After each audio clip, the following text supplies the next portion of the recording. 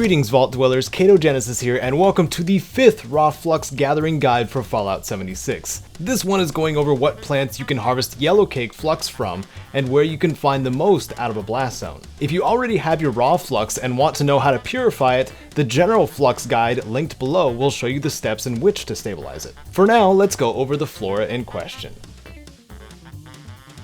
Ash Rose, as far as I know, is an ash heap exclusive, only in that area of the map, and also seems to be one of the plants that stands out the least in the area since it blends in so well with its environment. It can be short or a single vine with gray leaves, with a faded red almost orange flower or two facing outward or downwards. When hit by nuclear armaments, it turns into a rad rose. The faded red flowers now turn a bright green color, making it much easier to detect, and even the leaves lighten up a little bit.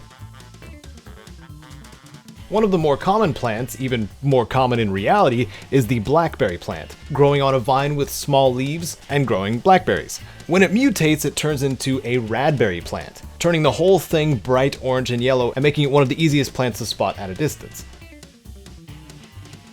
Bleach dogwood is something you would only find in the Toxic Valley area on the north side of the Appalachian wasteland. They appear as small, gnarled trees, some of which bleached like the name implies, with some orange going up alongside as well. If you get around to seeing a nuke in Toxic Valley, these turn into gamma dogwood, keeping a lot of the same colors, maybe turning a little more yellow, but the orange part then turns green instead.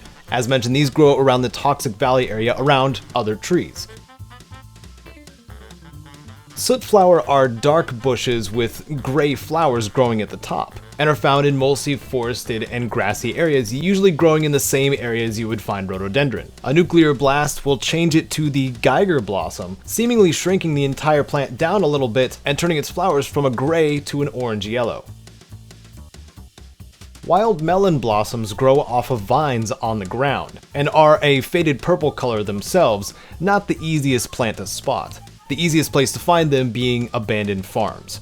However, when it becomes mutated to Megaton melon blossom, the flowers go from that faded purple to a bright neon green, far easier to detect.